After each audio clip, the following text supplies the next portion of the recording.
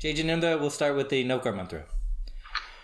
Om Namo Arihantanam, Om Namo Siddhanam, Om Namo Ayadhyanam, Om Namo Vachayanam, Namo Luve Savasahunam, Eso Pancha Namo Karo, Sarva Pavapanasano, Mangalavancha Sarvesim, Paramam Have Mangalam, Paramam Have Mangalam.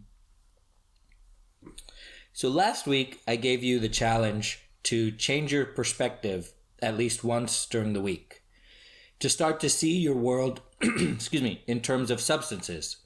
And the only substances around you besides time are the priceless souls and the worthless matter. Did anybody complete the challenge?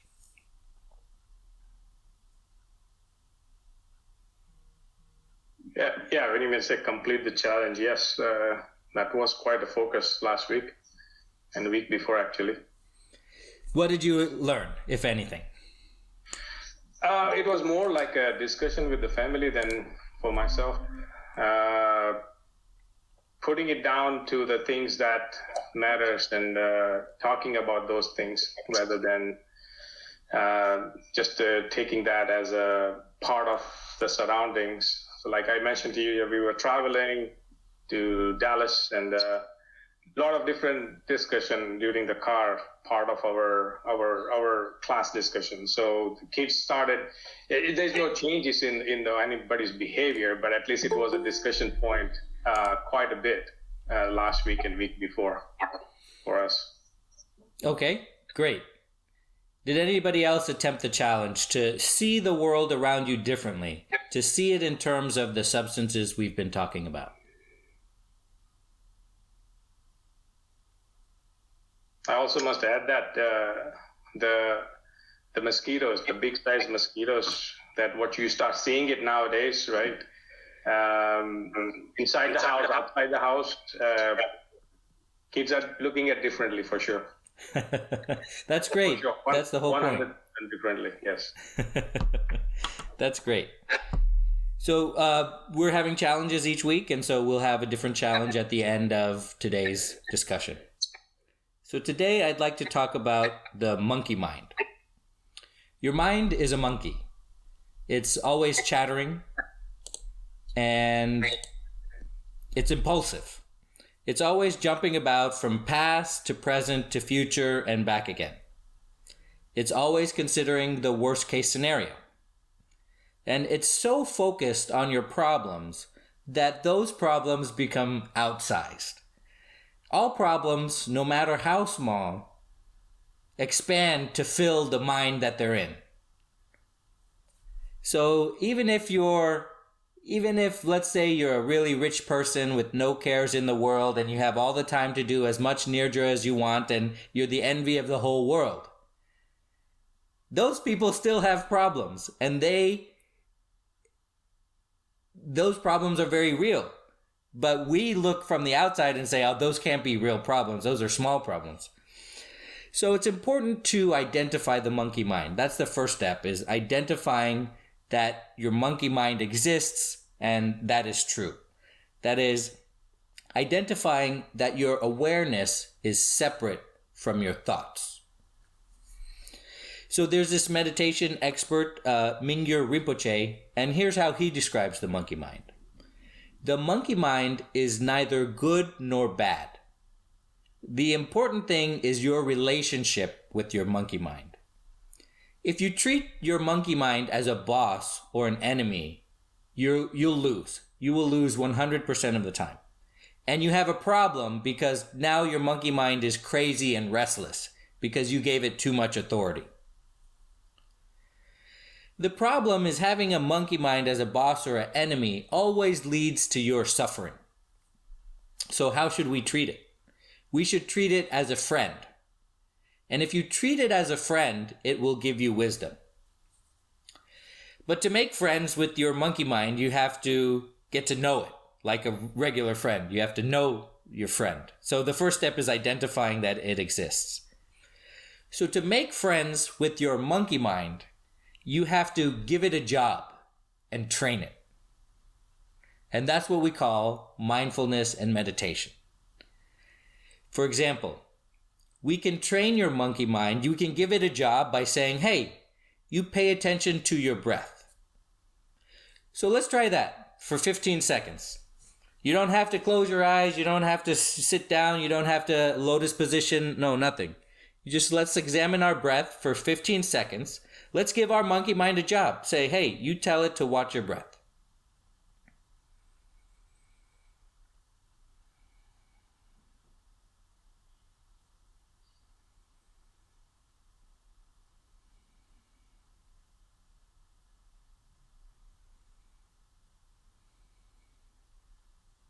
Okay, it did what we asked it to do. So it became our friend in those 15 seconds. We gave it a job, and you'll find out that what happens is that all those things, your thoughts, when you give your monkey mind a job, your thoughts, your emotions, and your feeling all go into the background because your monkey mind has a job and it's not worried about those things. That is a superpower. Forcing negative emotions to not affect you, to not affect your life, is a superpower that you have in your life. People are billowed this way and that by their negative emotions, by outside circumstances, by external things. But if you can make friends with your monkey mind and give it a job and make those things happen in the background, that's a superpower. And so what you'll realize is that, excuse me, here's an example. This is a famous example, and it's pretty good as far as analogies go. Is that your mind is the sky, and thoughts and emotions and feelings are like clouds that pass through the sky. And people too often think that their mind are the clouds. The clouds come and they go and they pass through and they dissipate and they form, and sometimes they're positive and sometimes they're rain clouds, they're negative. But the sky is always present. The sky is what the clouds reside in. It's the water that the fish swim in. It's everything that we navigate. And the sky is your mind, and your mind is open and expansive and present. And the problem is when you start identifying with the clouds and believe incorrectly that the clouds are your mind, then things start working against you. Then those dark clouds seem to never go away because that's your entire mind. You don't realize that things will get better as time passes. And so by teaching your monkey mind, giving it a job, you're reminding yourself that your mind is the sky and everything else are clouds that appear and disappear. That is, your mind is the medium in which everything is expressed. All of reality is expressed. And what you'll realize is happiness, what we're all striving for, what we're all shooting for, what we all want our kids to learn. Happiness is a byproduct of a well-trained monkey mind. Because you give your monkey mind the job of being aware of the mind. And then you start to realize when you don't identify with your thoughts, which is very hard, when you don't identify with your feelings and emotions, you behave as if that's happening to somebody else, and it is. It's happening to something else. It's happening to your body, which is not you, remember. You realize you're happy. This is not the kind of happiness that you feel when you get something. Or it's not the kind of happiness when you feel when you kiss somebody. It's not any of those kinds of happiness. This is a deep happiness that is constant and everlasting. It's enduring. It's a baseline. what you're doing by training your monkey mind is giving yourself a new baseline. Now, previously it had been thought that whatever your baseline of happiness is what you're stuck with. This is what scientists have determined. But now we know that that's not true because of neuroplasticity. When you have a very neuroplastic mind, especially when you're older, you change your baseline of happiness. And so, once again, Jainism is being supported by current science. In that respect, this is well documented in science, and perhaps a lot of you know this. That is, we seem to have two brains. One is a brain in the center that formed quite a long time ago. And the other is a brain covering it, a portion of the brain covering it, that formed recently, evolutionarily speaking. And sometimes some people you may have heard call that center part of the brain the lizard brain. Well, that's what because it's very similar to lizards. Well, that's what we're talking about. That part of the brain is the monkey mind. It's certain sections of the brain that control your behavior when you're in danger. If you see a bear, that portion of the brain takes over, delivers adrenaline to your body, and you'll run and activates the fight or flight response. And that's good because that keeps you safe. So whenever you have a modern problem, like you're stressed out, so you eat food, and your brain, that portion of your brain, your monkey mind, has said, hey, I got through that problem. I got through that stressful event. I ate food, so that must be what I need to do. And that portion of your brain creates these bad habits that's saying, hey, I ran away and I didn't get eaten by that animal. I need to reinforce that. That's great. But then it says, hey, I got through a stressful time in my life and I ate food. That's not great. So this portion of the mind, you cannot fight. You cannot fight this. For example, some people call it the id. We're calling it the monkey mind, right? You cannot fight it. If you try to fight it, you'll lose. You'll never get rid of this fight or flight response or the way that this portion of the brain can take over your body. The outer portion of the brain is slower and it involves reasoned thought. Okay? And it can take over the brain, but it will always lose in a battle with the monkey mind. So science has been buttressing this fact that meditators have known for quite a long time. So questions or comments about any of that?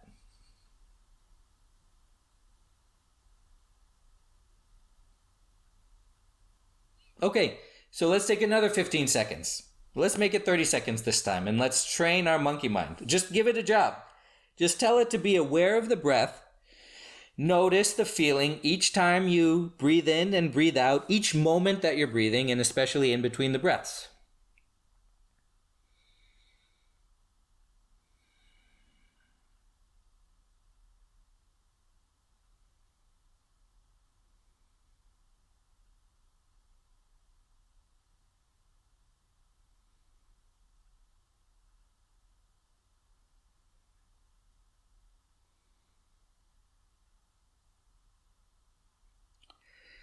And the thing that I learned is you can meditate. You can meditate for 1 second, 2 seconds, 15 seconds. I did not know that before.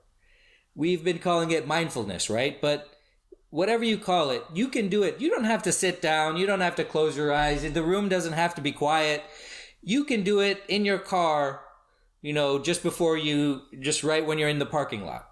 You can do it then. And you feel different, right? Even for those 15 seconds, we just did. Did you feel any different? Okay, so I described it to you, so maybe you describe it to me in your words. In those 15 seconds, which we did twice now, you felt different. How did you feel different?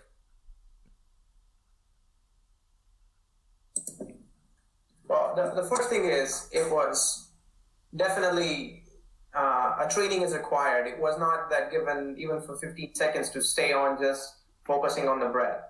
It's, you know, I just love the analogy of a monkey mind and the way it's described.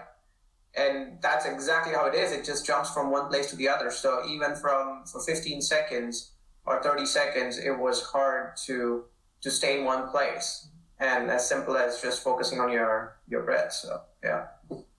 Certainly. And so the thing about giving your monkey mind a job is it helps us identify that we are not our body. Our brain is part of our body. Our brain is a unitasker. Okay? It's going to think all the time. But that doesn't mean we have to pay attention to it. Our brain thinks like our heart beats. Okay? We can control somewhat our heart beating, but we can't make it stop. We can speed it up and slow it down. But we can't make it stop beating. That is the job of the heart. It is never going to stop. Same thing with the brain. We can't make it stop thinking. It will always be thinking. But you can push that thinking into the background because awareness, which is your soul, a product of your soul, is different from thinking, which is the product of the body. And thinking is what the monkey mind and the brain does. So questions or comments on that?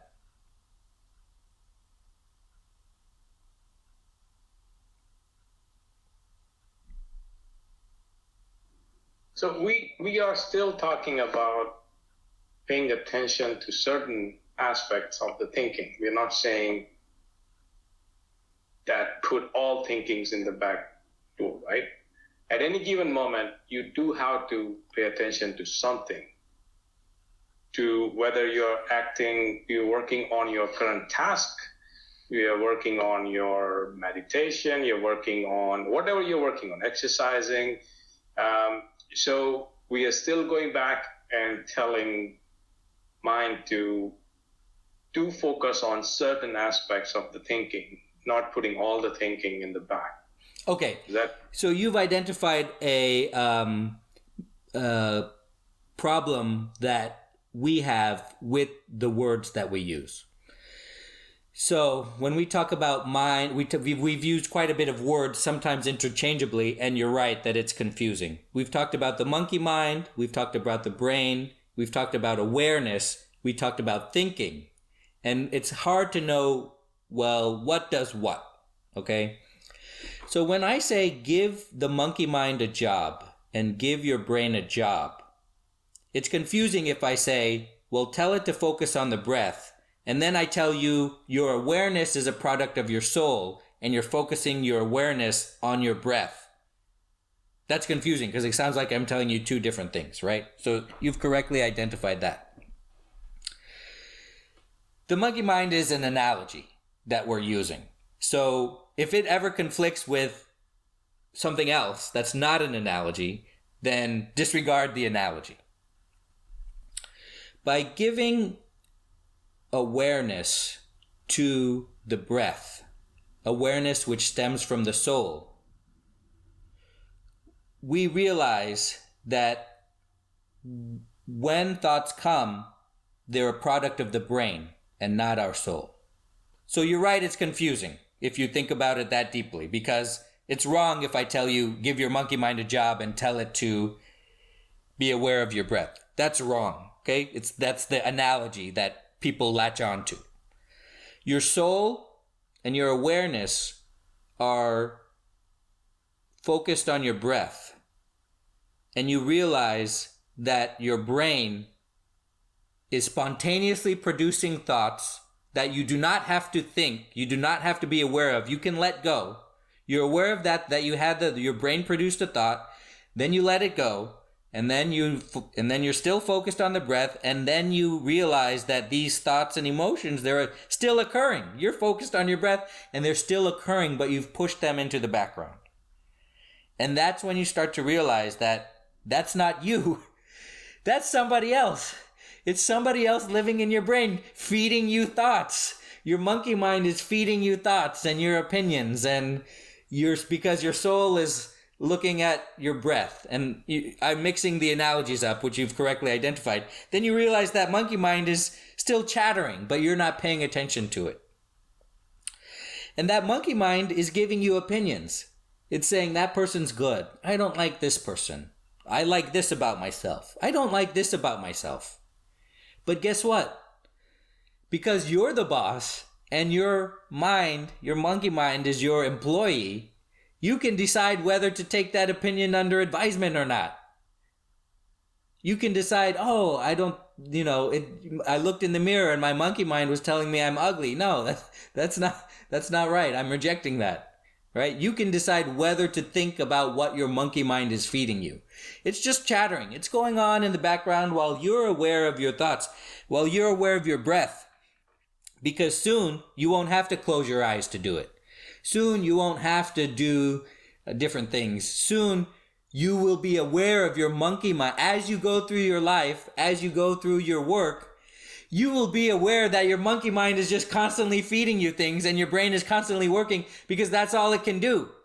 Like the heart can only beat, the brain can only think.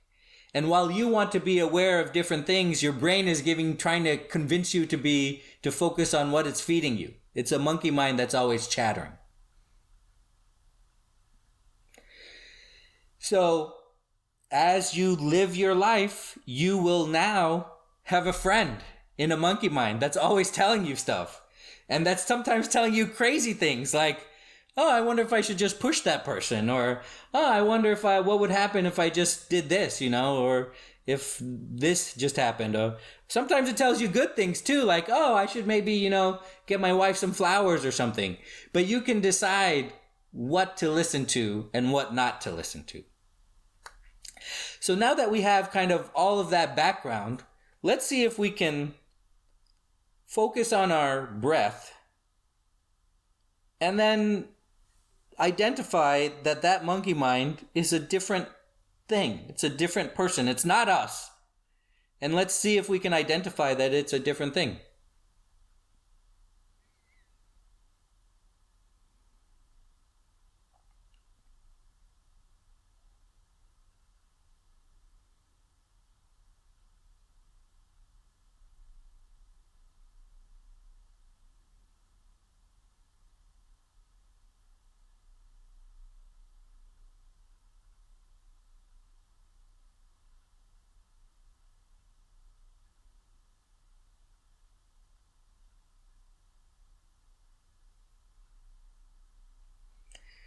That's it. One of the things I want to impress upon you is that it doesn't take a long time. It's not supposed to be hard. It's not supposed to be something that you sit down for 5 minutes and only then you can identify it. It's right on the surface of your awareness. It's easy to see. It's like if we were looking out of a window and I told you to look at some reflection of something behind us in the window. Well, that's easy for you to see. But the people that can't see it are looking through the window at what is past the window and looking for the reflection there. And I say, no. It's easier to see than that. It's right here. It's right in front of you. That's how easy it is for us to identify that our mind is telling us different. And you know what's crazy?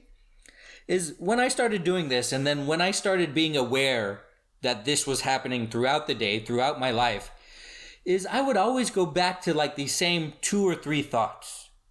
And my monkey mind would always be feeding me the same ones. It's like if I tell you to not think about a pink elephant, right? You have no choice. You have to think about the pink elephant. You can't not do it.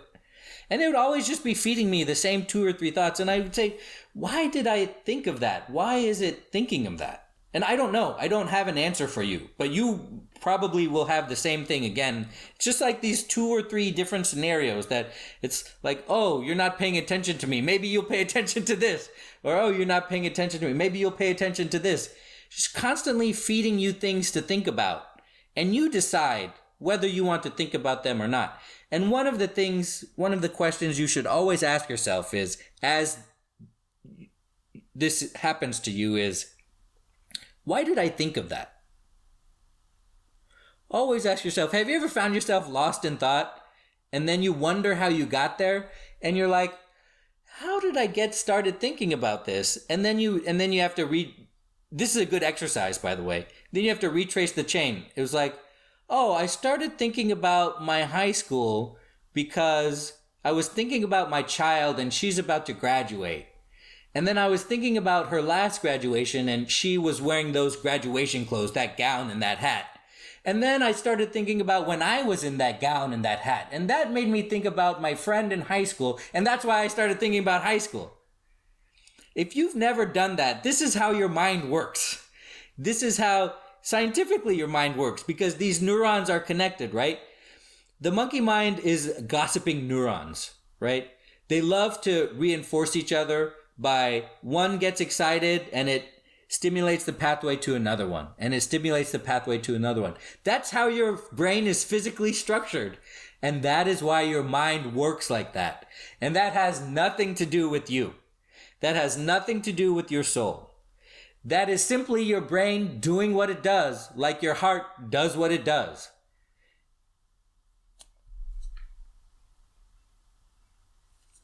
So questions or comments on that?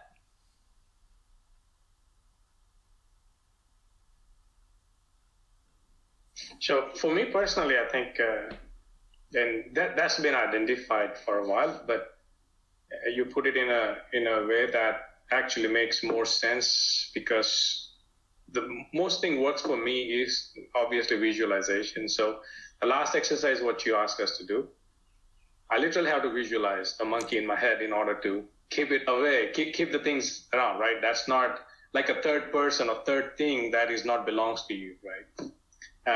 When you start seeing the same thing with you as a body and the soul separately, that a soul wears this body and moves on with different forms, then it's kind of, for myself, it's much easier to put that in action. It's when I think about that, when it's never happening like 24/7, we have that in forefront. But when you are thinking in that direction, then for me, visualization makes it more easier to execute certain types of exercise, brain exercise, in other words. So the other part that I thought I was going to ask you about is, when we say we have a gut feeling, right? There are certain, you have all the logics, you have all the answers in front of you, but then there is something calling you to do something differently. There's a gut feeling that we call it. Sometimes I feel like that's the call coming inside that is, putting all your experience, putting all the facts in front of you aside, something else is telling you to do something differently. And the more and more you hear that, I think it makes it, in my life, I have seen that has, not every time is correct, but 9 out of 10 times, I would say 8 out of 10 times, it's a correct call. So if we are calling about focusing on certain aspects, awareness of your actions and awareness of your thoughts, I tell this to my kids too, that do not suppress your gut feeling. Do not at least pay attention to some extent. To may have some, and the more and more you do this, then and then more and more it comes out, and more you suppress, more and more it will go away.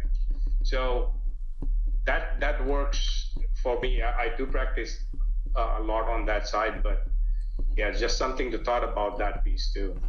Right. And scientists will tell you that what is at work is your subconscious is processing different information than your logical brain and is presenting you with a different answer, and that is the reason for your gut feeling. But that is wrong. We know that it is possible to tap into the information inside of our soul, inside of us, for our brain to tap into that information. We know that it is possible to know without thinking, because that is one of the qualities of the soul, is to know. And very experienced meditators, much more experienced than me, have verified this, that it is possible to know without thinking. And so that is something that it could be you're tapping into. And one of the things that you will realize is that when you see that your awareness is different from your thinking, that right there is proof of the existence of a soul. It is very hard, believe me, to try to not identify with your body, because this is the water in which we swim.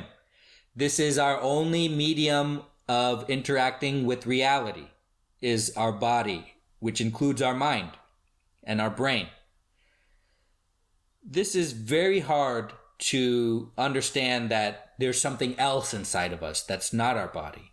But if you can believe that awareness is different from thinking, if you come to that realization, which is not hard to do, we can do it right now, that awareness is different from thinking, that right there is proof of the existence of the soul. Okay? Because scientists will say, we don't understand how that works, because we understand that there is a mind, but we don't understand how the configuration of brain particles results in the structure of the mind.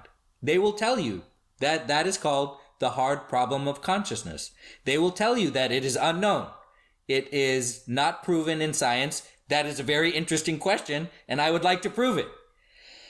Well, let me tell you, that is the existence of your soul. And once, if you can make this easy breakthrough to tell yourself that awareness is different from thinking, it's like you'll have a rocket ship on your spiritual path, because that will prove to you that your soul exists. And so I realize the wording is a little confusing. I'm saying the mind is the existence of the soul. I'm kind of confusing the words mind, awareness, soul, and brain, right? I'm saying that, well, there's this part of the awareness is a product of the soul, and thinking is the product of the mind. And scientists say that, well, the mind is this structure, and I'm kind of equating that structure to the soul. I'm aware that it's confusing, these terms. It's not very easy to make it logical. And it's not easy because it's so hard to get out of our mind, right? It's so hard to think about it. So if you're having confusion about that, about these words that I'm using, I totally understand what you're getting at. And this monkey mind business is just, as Bhavin mentioned, it's just an analogy to help you to latch on, to come to these realizations, okay? And I understand that it's an analogy and it breaks down, just like the sky equals the mind analogy kind of breaks down. But if it helps you, then it helps you. And if it makes you confusing, then let it go and just realize that your awareness is different from your thoughts. That is the ultimate realization. Your awareness is different from your thoughts. And you can let your thoughts go. You can let your thoughts come and go without giving them awareness, without paying attention to them. So, let's talk about our challenge this week. Your challenge is to identify your monkey mind at least once or twice this week and tame it by giving it a job, which we realize is not the right wording now. Everybody is on the same page that that's not the right wording, but that's what we're going to use because that's the analogy. So let's try it now. Let's become aware of our breath. And notice, while we're aware of our breath, notice the things that go on in the background, the thoughts that come, and then you try to let them go. And if you forget about breathing, then you'll just come back to it, and then ask yourself, when you remember to come back to your breathing, ask yourself, why did I think of that? And this is a good practice. This is not becoming wrapped up in your thoughts. think about what made you to think about that and go back on that trail. And then once you're satisfied that, oh, it was my itchy leg that made me think of this bug, that made me think of, my kids are afraid of bugs, that made me want to check the door in the house. Then you thought about that, then let it go. You're happy that you figured out where did that thought come from, and then focus on your breath again. So let's try it.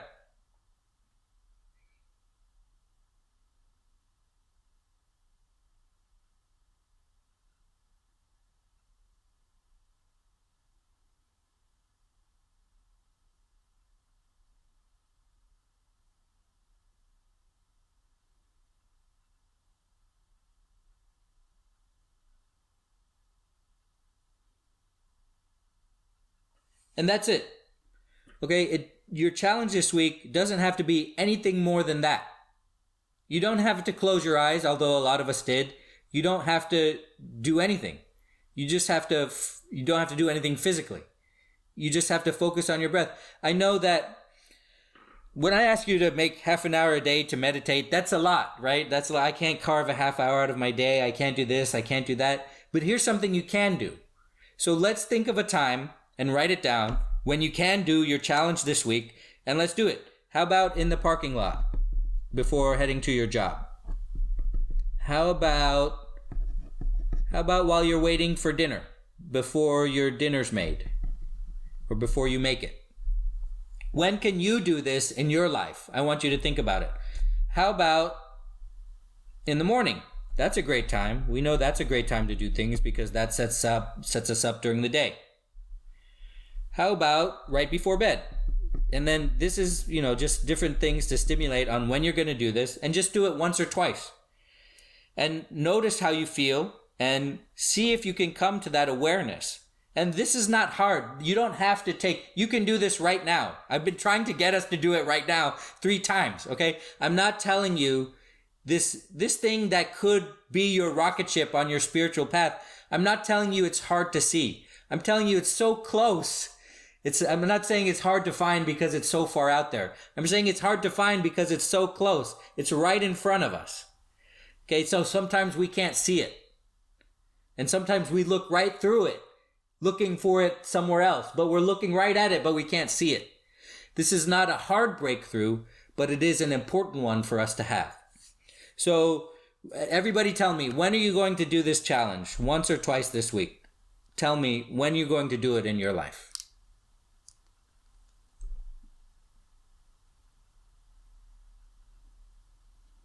Yeah, definitely in the morning was better for me. But during the daytime too, taking a break in the daytime during the work, I'll be trying that. Okay, so we'll go down each row here. Me here, when are you going to do this in your life? During lunch. Lunch. Or right before or after lunch. Time. Okay, Goshik, how about you? I'm going to go for the evening after work. Just spend some time thinking about it. Okay. Paresh, how about you? In the evening when I'm on my walk. What time is your walk? It's around 6 o'clock. 6 o'clock. Okay, I'll be reminding you. Nick, how about you? As per Lopa, she says I should do it before I get home from work. That's a great time. That's a great time to realize. Because Thanks, Lopa. that will put you in a different mindset to interact with the family, right? That's what she's saying.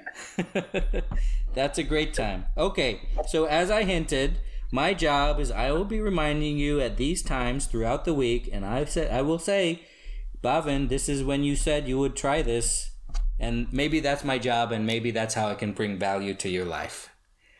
Questions or comments about anything we talked about? Timur, I'd like to share a story that I heard earlier in the week. This was Sunday, but last week basically. When I was listening to Pankaj Anko in Ashna, and he shared a story that actually, for me, it relates to the topic we had today.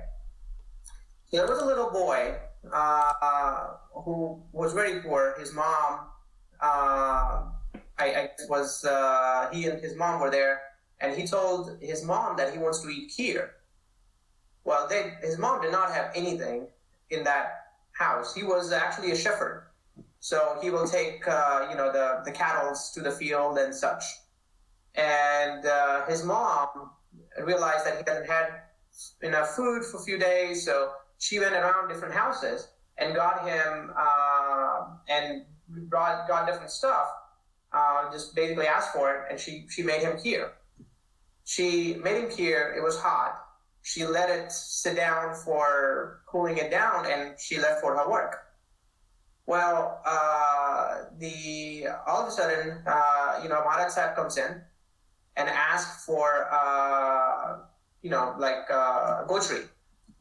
And this boy who was wanting to eat kheer for so many days offers Maharaj Sahib everything because he was a shepherd. He has seen Maharaj Sahib, and he was so happy that the Maharaj Sahib came to his house.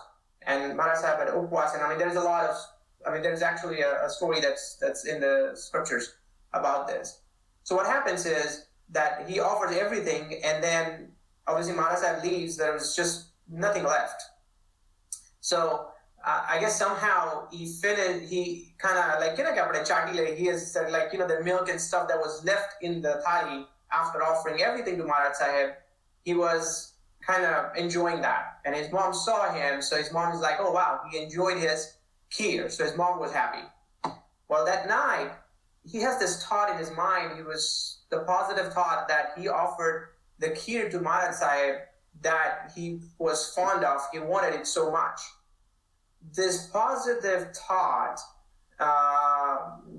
he basically, and in his mind that was going on, the way I think about it was in the mind. And he dies that night.